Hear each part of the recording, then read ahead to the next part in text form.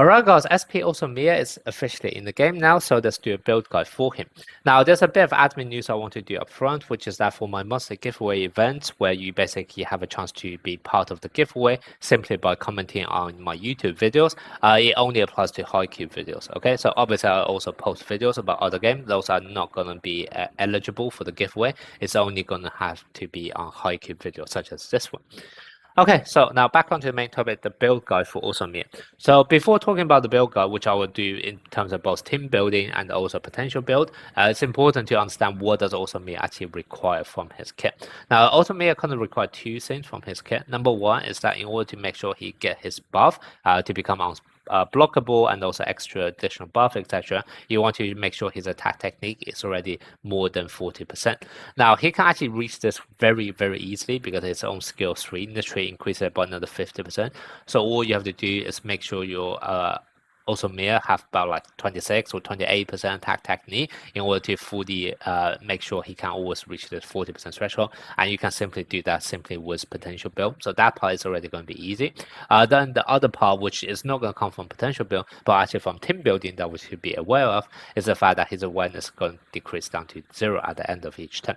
Now the reason for this is obviously for the synergy with Osamu, so that he can ensure that your awareness is always going to be less than 30% at the start of turn. And you might be thinking, why does he need that when he literally already reduced it down to 0 at the start of match? It's because of characters such as SP or Kawa, who give huge amount of awareness, not at the start of the match, but throughout the match, in the middle of the match. So therefore, it's still very easy for Osamu's awareness to creep up if you have characters such as this. So that's kind of why there's this last sentence here to make sure his awareness is going to be down to 0 to ensure he can always get this buff from Osamu. Okay, now the problem with this is that if your awareness is down to 0, you are not able to crit by the normal ways, and this is going to be annoying because it seriously limits how much power that Osamu spikes can be. The reason for this is because of the damage formula. If you guys have seen my videos previously on damage formula, you would know the way the power works. It's because it's made up of 4 components. Component number 1 is going to be your quick spiking stat. Number 2 is going to be a skill multiplier. Number 3 is going to be your crit, which is basically your crit, your strength stat. And then number 4 is going to be your attack technique. Normally, if you want to maximize the amount of damage, you want to make sure you have something in every single component because they will all multiply together. However, if you actually strip out the entire crit component from Osamu, it's going to take you a lot more effort trying to hit similar numbers without being able to crit at all. Okay, so I'll give you guys a simple numerical example. Normally, if you crit even without any strength, the base default value is going to be 150% of a non-crit hit. Okay, so if you crit, it's already going to be by default 50% more than a non-crit spike.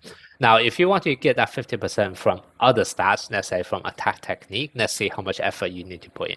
So we're talking about Osamu normally need 40% attack technique. If you add that onto the base, that's already becoming 140. If you need to get 50% more out of this 140, you basically need to somehow figure out another 70 attack technique to add on top of Osamu. And we all know how hard it is to even find a few numbers of attack technique, and all of a sudden you need to figure out 70 attack technique just for him to hit a similar number than if he would with a crit. That's obviously going to be incredibly difficult. Okay, so that's kind of why, even though this is good in the sense that it's able to eat up the buff from Osamu, it also severely limits the spiking potential for Osamu because he's not able to crit by normal means. And obviously, if you actually want to build Osamu properly, you need to have a team where he is actually able to crit even with 0% awareness.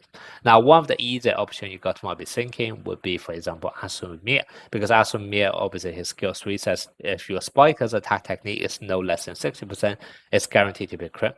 But the only problem with this is that it has to be an ultimate set from himself. And even though he has ways to reduce his cooldown slightly with skill razor 2, it can never be a case where he's able to spam his ultimate set every single time. Now, the best possible teammate for Osamu to always consistent crit will actually be SP Kageyama in the future, but we don't have access to him right now. So let's take a look at the possibility we have available. So we have already ruled out Okawa because the awareness he provides will just be reduced down to 0 at the end of turn. And then we have the UR version of Kageyama, he is able to provide a bit of awareness. It's not very consistent. So for example, here he can provide 20%, and then if you have him as skill runs 2, that can be another 50%. So he can provide like 35% awareness, but that's not going to be enough since Osamu literally start off with 0 from the start of turn. Now, then the other option you could have would be SP Akashi. Now, I don't actually have SP Akashi on my account, but SP Akashi can provide about 60 or 70% awareness buff when he sets if the teammate is a quick spiker. Okay, if it's actually a power spiker, SP Akashi can provide like 100%. However, if it's a quick spiker, then he can only provide like 60 or 70%. So once again, that's not quite consistent. However, let's say if you actually play SP Akashi alongside with Kageyama together, then the two of them together can probably make up that 100% to make sure Osamu always crit. However, the easiest option right now in order to ensure Osamu always crit is actually going to be the SSR version of Akashi instead.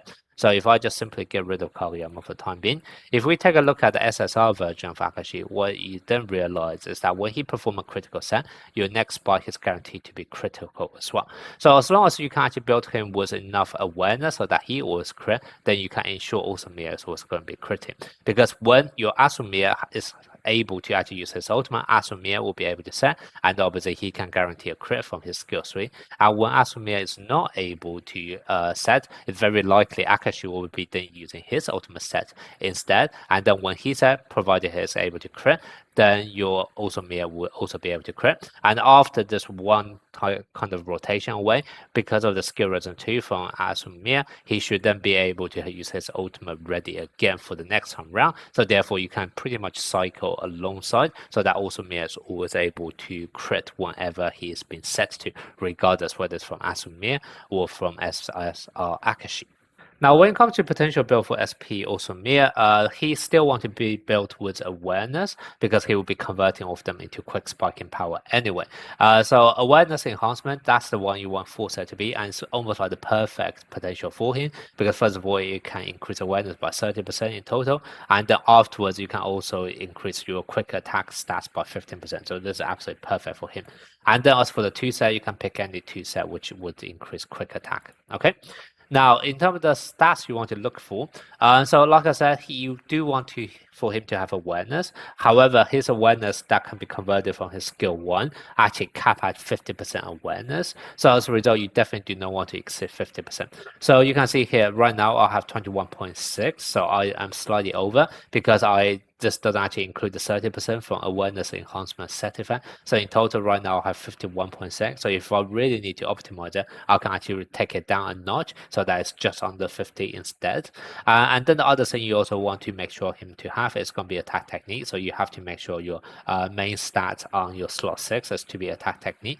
And the reason for this is, remember, you have to make sure he reach 40% attack technique all the time to make sure his spike is going to be unblockable. And for that to happen, you need at least 27% attack technique. So if you can get your potential to be roughly around, let's say, 25 or 26%, then from his own skill 3, he should also be able to pick up another 2 or 4% from there. And that can already ensure that you meet the 40% threshold from turn 1, even without any help from other teammates, etc. Okay, so that's kind of the main break points you want to look for in terms of potential stats. You want your awareness to be roughly 50% once you add on the set effect, and then you want your attack technique to be getting as close as possible to 27%. Now, in terms of memories, there really is only 2 viable options, which is either going to be his UR or the SP memory. Now, all of the other ones are either power spiking related or to do with awareness, which doesn't quite fit with his kit either. Even for this one, which is Ushijima UR memory, even though it increases awareness by 10%, this actually happens after the conversion is done on also mere skill 1. So this wouldn't actually help at all either.